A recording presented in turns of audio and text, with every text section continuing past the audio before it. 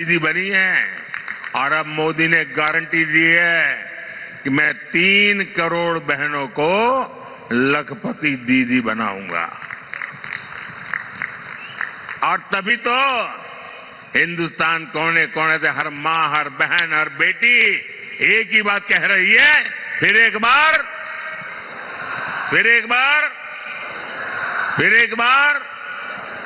भाइयों और बहनों, भाजपा के इन प्रयासों के बीच आपको कांग्रेस की एक्सरे मशीन के सावधान रहना है।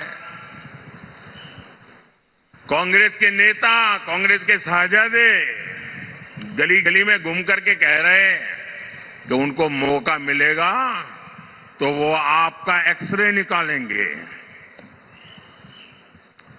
आपके लॉकर में क्या पड़ा है, आपके बैंक में क्या खाते में पड़ा है, आपके घर में कितना सोना पड़ा है, कितने पैसे पड़े हैं, ये सारा उसका हिसाब किताब लगाएंगे और फिर कहते हैं वो हम बांट देंगे, ज्यादा जो है ले लेकर के बांट देंगे।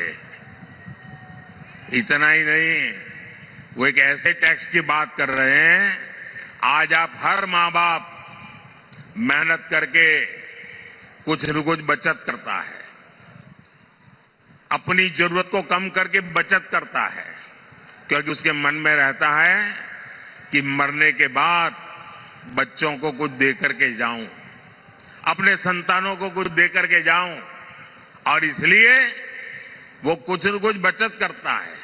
अब ये कहते हैं जो बचत करते हैं आप, उस पर सिर्फ आपके संतानों का हक नहीं होगा, उस पर सरकार का भी हक होगा, और जो भी आपने बचाया है बच्चों के लिए, वो बच्चों को जाने से पहले आधा से ज्यादा सरकार ले लेगी। अगर आपके पास 10 एकड़ की जमीन है, अब आपको 10 एकड़ की जमीन बच्चे को नहीं दे पाएंगे, 5 एकड़ सरकार ले लेगी। आपने गांव में घर है, शहर में घर बनाया है, तो घर गया समझ लीजिए। अब मुझे बताइए, आपको ऐसी सरकार चाहिए क्या जो आपकी मेहनत का पैसा लूट ले? ऐसी सरकार चाहिए क्या? आपकी संपत्ति छीनने का उनका इरादा, ये खतरनाक इरादा है, ये मार्क्सवादियों का विचार है, इन नक्सलवादियों का विचार है, और इसलिए ऐसे लोगों से एक भी आदमी जीत करके दिल्ली नहीं जाना चाहिए। इन सब से आपको कांग्रेस से सतर्क रहने की जरूरत है, और उनके सारे साथी भी ऐसे ही है। साथियों, आज अयोध्या में 500 साल के बाद भव्य राम मंदिर बना। राम मंदिर बनने से हर कोई खुश है। आप खुश है कि नहीं है? अब मुझे बताइए भाई, कि अंग्रेजों के जाने के बाद, देश आजाद होने के बाद पहले ही दिन राम मंदिर का काम शुरू होना चाहिए था कि नहीं होना चाहिए था? इतने साल क्यों लटका रहा?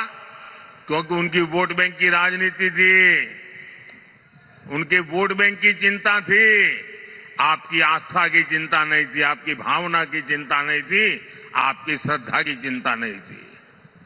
कांग्रेस के पास मौका था, लेकिन कांग्रेस इस पवित्र काम में सिर्फ रुकावटें पैदा की। जिसकी राम में आस्था होगी वह ऐसे काम कभी नहीं कर सकता।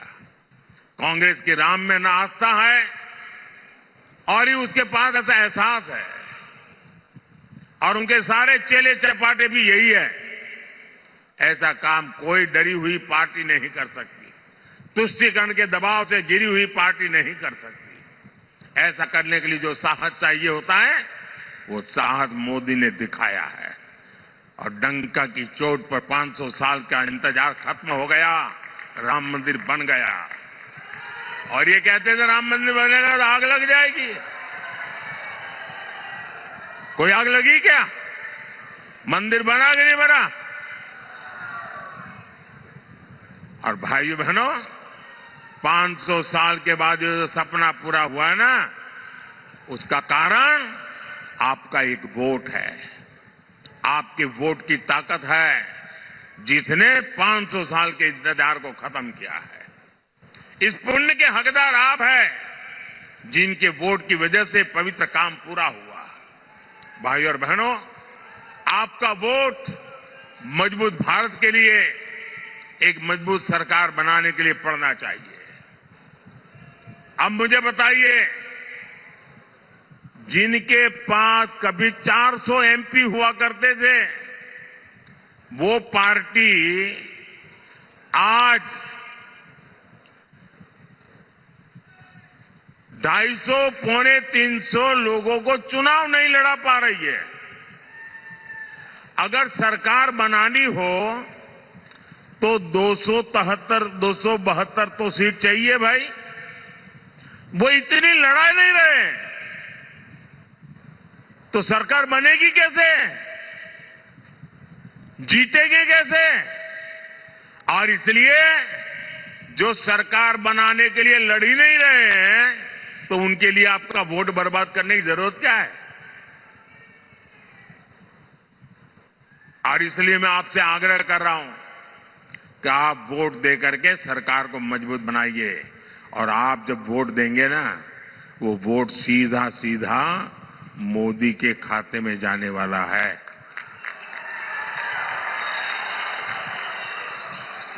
7 मई को गर्मी कितनी ही क्यों न हो, पहले मतदान फिर जलपान।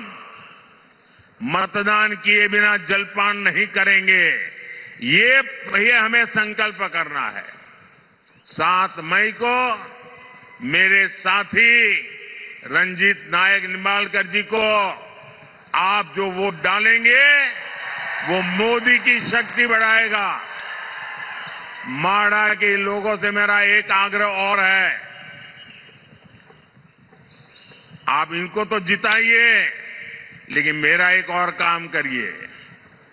यहां से जाने के बाद गांव में, मोहल्ले में, परिवार में सबको बताना कि अपने मोदी जी आए थे और मोदी जी ने आपको नमस्कार भेजा है, प्रणाम भेजा है। मेरा प्रणाम पहुंचा देंगे, सभी को मेरा प्रणाम पहुंचा देंगे।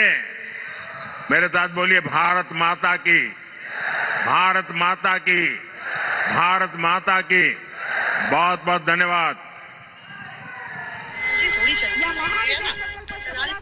तो प्रधानमंत्री नरेंद्र मोदी को सुन रहे थे आप महाराष्ट्र के माड़ा से। यहां पर वहां जनसभा को संबोधित कर रहे थे। उन्होंने कहा कि 60 साल से कांग्रेस का राज था, उन्होंने सिर्फ गरीबी हटाओ का नारा दिया, गरीबों के लिए बीजेपी ने काम किया, ये वो बोलते हुए नजर आए। उन्होंने कहा कि 10 साल में 25 करोड़ गरीबी से निकले हैं।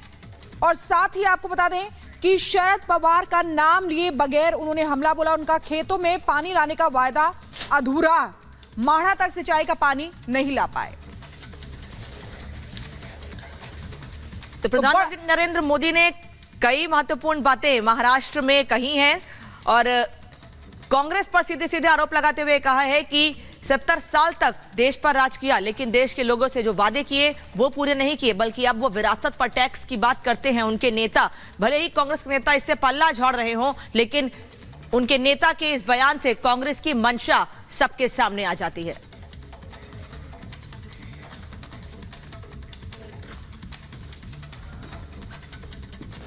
और लोकसभा चुनाव के बीच में आरक्षण पर दुष्प्रचार वाली सियासत रुकने का नाम नहीं ले रही है। आरक्षण के नाम पर भ्रम फैलाने वालों की लिस्ट लंबी होती जा रही है। कांग्रेस और इंडी गठबंधन के फेक एजेंडे को पीएम मोदी ने करारा जवाब दिया है। तो गृह मंत्री अमित शाह ने फेक फैक्ट्री का पर्दाफाश किया है। देखिए इस रिपोर्ट में कि कैसे फर्जी वीडियो फैलाने वाले खुद अपने ही जाल में फंस गए हैं।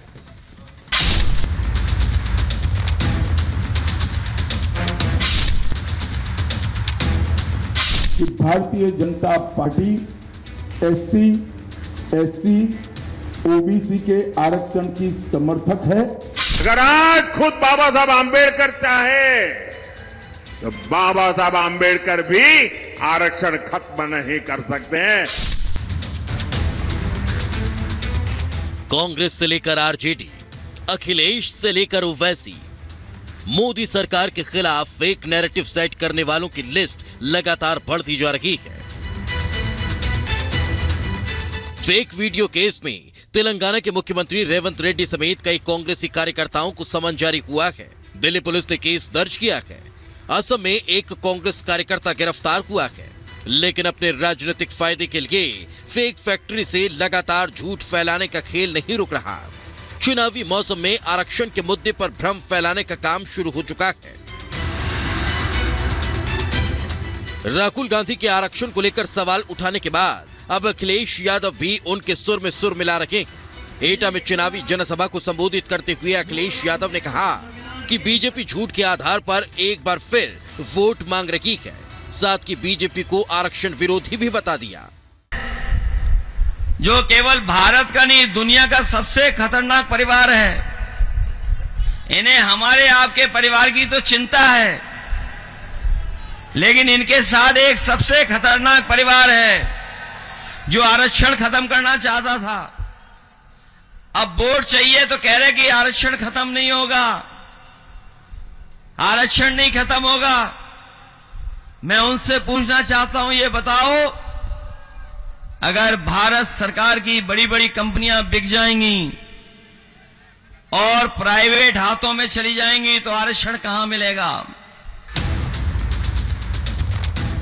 फेक वीडियो आर्मी का मास्टरमाइंड कौन है, इसकी जांच चल रही है।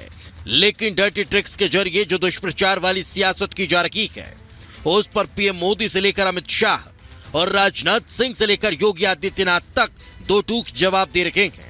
पीएम मोदी ने जहां कहा कि संविधान को खुद बाबा साहब आंबेडकर भी नहीं बदल सकते, तो गृह मंत्री अमित शाह ने साफ कर दिया कि बीजेपी हमेशा आरक्षण की समर्थक रही है।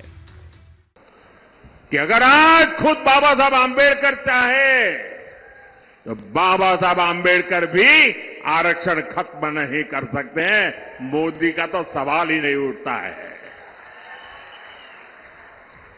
और अगर हमारी सरकार की नीयत उसमें कहीं पर भी खोट होती, मेरा 5 साल का रिकॉर्ड देख लीजिए, 5 साल में भी 2019 से 2024 आज भी मोदी के पास जितने वोट चाहिए है, लेकिन ये रास्ता हमें मंजूर नहीं है। कांग्रेस पार्टी एक झूठ फैलाकर जनता के बीच में भ्रांति पैदा करना चाहती है। मैं ये बात स्पष्ट कर देना चाहता हूं कि Bharatiya Janata party ST, SC, OBC के आरक्षण की समर्थक है और हमेशा इसके संरक्षक के रूप में अपनी भूमिका निभाएगी। भारतीय जनता पार्टी स्पष्ट रूप से मानती है कि धर्म के आधार पर आरक्षण संविधान सम्मत नहीं है, गैर संवैधानिक है। रक्षा मंत्री राजनाथ सिंह और मुख्यमंत्री योगी आदित्यनाथ ने भी फेक वीडियो आर्मी को लेकर एनडीए गठबंधन पर हमला बोला। सरकार बनाने के लिए राजनीति करते हैं, लेकिन मेरा एक सुझाव उन लोगों के लिए है कि किसी भी राजनीतिक पार्टी को राजनीति केवल सरकार बनाने के लिए नहीं करनी चाहिए। सरकार बनाने के लिए करें, लेकिन सरकार का उद्देश्य है देश बनाना, तो राजनीति देश बनाने के लिए की जानी चाहिए। जब यह उद्देश्य सामने होगा तो मैं समझता हूं कि जिस प्रकार की हरकतें विपक्ष कर रहा है, वैसी हरकतों से वो बच सकता है। कांग्रेस, समाजवादी पार्टी और इंडी गठबंधन से जुड़े हुए जो दल हैं, इनके इतिहास के बारे में भी हर व्यक्ति जानता है। कांग्रेस का इतिहास बाबा साहब भीमराव अंबेडकर के द्वारा बनाए गए संविधान का गला घोंटने का रहा है। देश में आरक्षण के नाम पर सियासत जोरों पर कुर्की है और जिस तरह से अमित शाह के फेक वीडियो को जोर शोर से वायरल किया जा रहा था, उसकी सच्चाई खुद अमित शाह ने अपने मंच से असली और फेक वीडियो दिखाकर कर दी। भारतीय जनता पार्टी की सरकार बनेगी तो एक गैर संवैधानिक एससी, एसटी और ओबीसी का है वो रिजर्वेशन को हम समाप्त कर देंगे। रिजर्वेशन को हम समाप्त कर देंगे। भारतीय जनता पार्टी की सरकार बनेगी तो एक गैर संवैधानिक मुस्लिम रिजर्वेशन को हम समाप्त कर देंगे। ये अधिकार तेलंगाना के एससी, एसटी और ओबीसी का है, वो अधिकार उनको मिलेगा और मुस्लिम रिजर्वेशन को हम समाप्त कर देंगे। अमित शाह के फेक वीडियो के बाद 8 से ज्यादा राज्यों में जांच शुरू हो चुकी है। दिल्ली पुलिस 15 से ज्यादा लोगों को समन जारी करने की तैयारी में है। लोकसभा चुनाव के बीच दुष्प्रचार वाली जो सियासत को रखी है, फेक वीडियो के जरिए प्रोपेगेंडा फैलाया जा रहा है, उस पर एक्शन होना तय है। Bureau report, Republic Bharat. और इस बीच सलमान खुर्शीद की भतीजी मारिया आलम ने विवादित बयान दे दिया है। उन्होंने कहा है कि चुनाव के दौरान